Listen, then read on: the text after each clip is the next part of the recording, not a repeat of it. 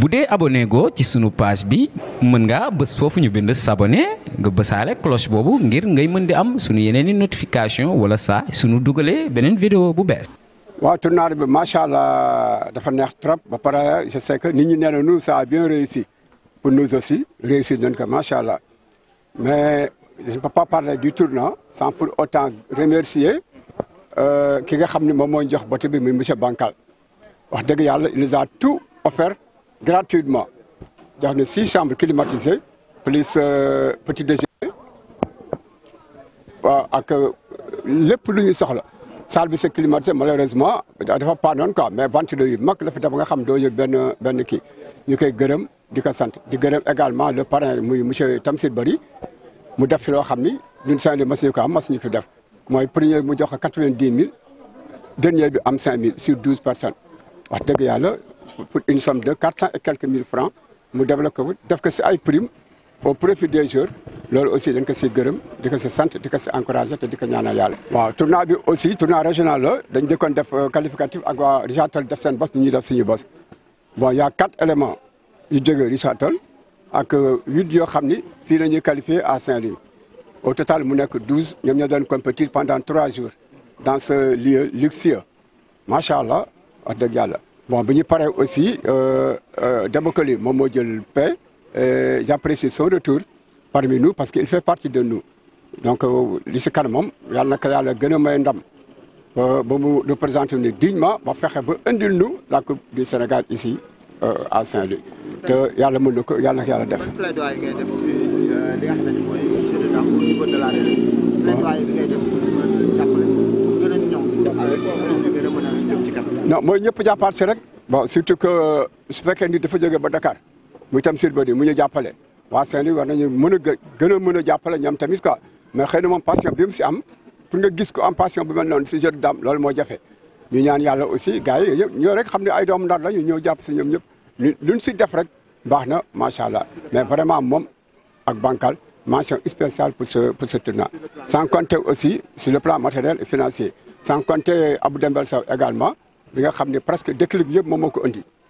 mention spéciale à lui également parce que daaw moo pare na lépp moo ko def ren il est empêché moo tax gis ñu ko quoi donc yàlla na ko yàlla taxaw moom tamit. mu mel ne ni jeu de dame dafa xaw a négligé par rapport ak yeneen discipline yi. dañu xaw a. négligé par rapport ak yeneen discipline yi ñu gën a si yoon quoi. non c'est-à-dire ñun on n'attend rien de la fédération ou d'autres ñun lu ñu am dañ koy def si jeu de dame organisé à chaque fois maire daf ñuy dimbali subvention 200 000 wala yu dama noonu mais ñun su ñëwee rek on organise duñ ko denc duñu xaar leneen luñ si mën defar dañ ko def tout récemment daf nañu loo xam ne aussi c'est sous l'impulsion de Pape Malick Tamsir Bari daf ñu may 300 000 ñu organise si départemental ba pare jënd si ay pendules actuellement nii nous sommes dotés de 6 pendules neuves ñu ngi ak ñun macha allah ñu ñaan yàlla mu yokk aussi quoi wax dëgg yàlla. xalaat ngeen relève bi. non relève bi y a kii.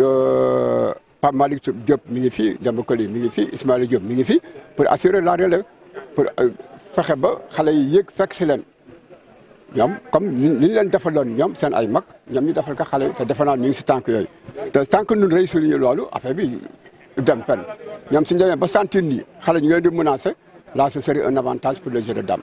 Bien organisé bon grâce à des mécènes comme monsieur Bankal le propriétaire du bateau qui nous a offert ce beau cadre qui est le bateau Bouyel Mogdad avec 6 chambres climatisées et une grande salle climatisée également et il nous a offert aussi le petit déjeuner pour 6 personnes. Bon, il a beaucoup contribué sur ça. À part lui, derrière lui vient M. Tamsir Bari également qui a doté des primes aux joueurs. Au premier 90 000, deuxième 80 000, ainsi de suite jusqu'au dernier. Vraiment, nous utilisons cette occasion également pour le remercier vivement, n'est-ce pas? Et quels sont les participants? Les participants, il y avait 12 participants dans l'ensemble. Bon, il y a 4 qui viennent de Richard Toll, il y a 8 qui viennent de Saint-Louis. On a fait un tournoi tour ronde. M. Dembakoli Thiam est sorti vainqueur, suivi de Ismaïla Diop et de Pape Malick Diop. Machallah. Quelles sont les difficultés du jeu de dames à Saint-Louis? Bon, les difficultés, on a personne pour nous aider. Nous, si un gars comme Tamsir Bari vient de Dakar pour nous aider, mais je ne vois pas pourquoi pas un Saint-Louisien pourrait ne pas faire comme lui. Mais malheureusement, ce n'est pas le cas. Mais pour accéder à une autorité, c'est extrêmement difficile. Aussi, quel que soit Alpha, nous avons notre dignité. Est-ce que vous pensez à la relève? Bien sûr que oui, parce que nous avons des techniciens comme Pape Malik et Demba Lithium qui sont prêts à aider les jeunes. Et je crois qu'ils feront tout pour que eux, ils prépareront des joueurs qui pourront les remplacer. Il y a des espoirs. Il y a Wahablo, il y a Aliou Ba. Bon, il y a d'autres aussi, quoi, vraiment, qui sont de sort. Et d'ailleurs, même à Richard Toll et Rosso, il y a aussi des gens qui sont prêts à relever le défi. Bokkoon ci championnat régional bi ñu doon joué bu jeex tey bon yàlla def na man ma jiitu ndax maa raw waaye bon dafa tombé ak sama dellu siwaat ci compétition bi ndax man génnoon naa compétition bi ay at yu bari man defoon naa ni pour man jeu dam jeex na ci man mais pression bi bari ci sama kaw yéen waa presse beeg ñu bare teg ma pression mu tombé nag ak ngelaw lu bees loo xam ne dafa upp Sénégal ci atum 2024 bii mu am yaakaar bu bees bu juddu nga xam ne sénégalais bu nekk wàll wa nga féete war nga ci dugal sa loxo loolu moo ma dellusiwaat ci compétition bi pour dugal sama loxo ci climat bu bees boobu ngelaw lu bees loolu di upp réew mi te ku ne xam na ko yàlla na yaakaar yokku waaye itam dafa tombé itam ak Tamsir Bari di promoteur bi nga xam ne tey jii moom moo dugal loxoom ci tournoi bi ba mu am réussite bi mu am dellu si Tamsir Bari nag ak sama dellu si daanaka am na lien yàlla na yàlla def daal ba yaakaar bi ñi nga xam ne moom la nit ñi am ci man mu mën ko matale waaye sama tànk yi gëmatuma ni sax daraa ngi ci fa waaye nag motivation moom bu amee rek nit mën na def ba def loo xam ni dafa ëpp ay moyens am donc maa ngi yaakaar rek ni waa Ndar comme wax nañ ma ba ma dellu si defe naa li nga xam ne moo ci seen wàll dinañ ko def pour yokk ma ndëgërlaay yokk ma kattan maag ñi ma àndal pour que li nga xam ne moom mooy cëru Ndar fii ci Sénégal ñu mën fa yegg ndax Ndar moom dëkku ndam la dëkku manoore la dëkku victoire la Ndar seen cosaan ba tey ndam képp moo seen mandarga. waaw je reconnais que jafe woon na si man ndax bi ñu déparé rek gars ñi dañ ma jiitu woon xëy na le fait que ma gëjoon ci compétition bi aussi dara la ci.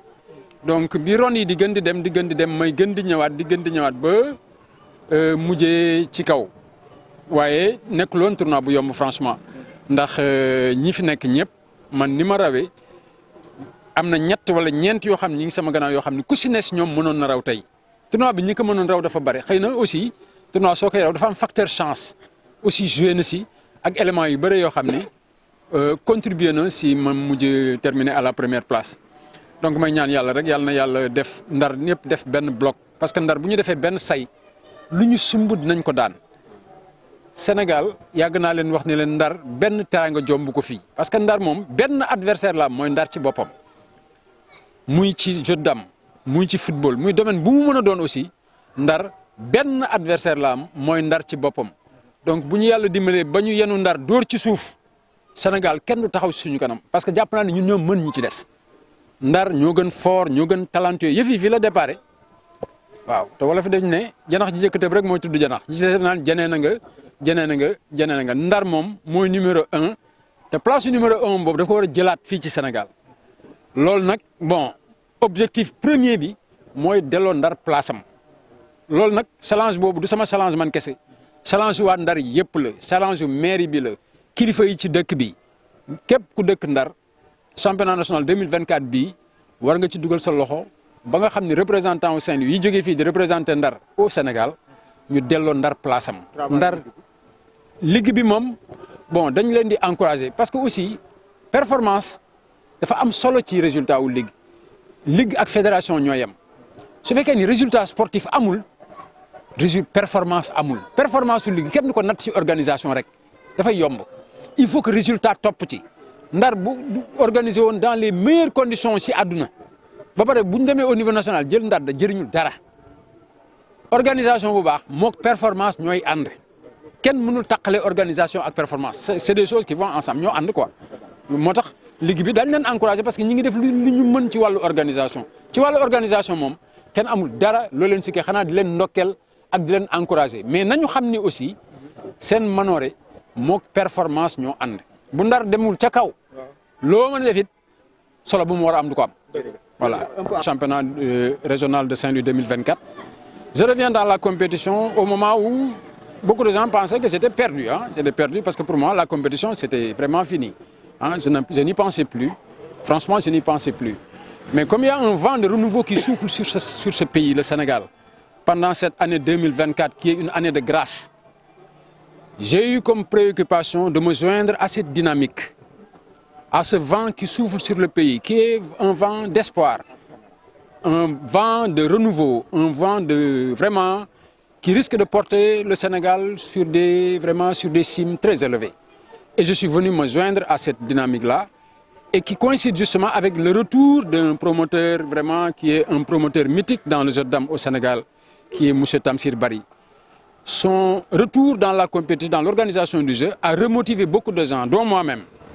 Je pense que la pression a été très forte au niveau de Saint-Louis, au niveau de la presse, au niveau des joueurs, de tous les dirigeants qui m'ont mis la pression pour que je revienne. Mais ce retour a été facilité par le vent de renouveau qui souffle sur le pays. Et ce vent de renouveau coïncide avec le retour de Tamsir Bari. Tamsir Bari est un don de Dieu pour le Sénégal. Je pense que l'État du Sénégal doit se joindre à lui. Il est porteur d'une grande vision, d'une grande ambition et d'une profonde détermination à ramener le Sénégal sur sa place, à sa place. Le Sénégal a perdu sa place en Afrique. De la même manière que Saint-Louis a perdu sa place au Sénégal, le Sénégal aussi a perdu sa place en Afrique. Donc avec le retour de Tamsir Bari, l'espoir est permis que Saint-Louis va retrouver sa place. Le Sénégal aussi va retrouver sa place au niveau africain. Ça fait partie des enjeux les plus importants qui ont en tout cas contribué à me faire revenir encore dans la compétition. Revenez un peu sur le niveau de la compétition. Bon, je pense que ce tournoi a été d'un niveau très serré, hein? Ça je l'avoue. Ça a été très serré. Au début, c'était très difficile pour moi.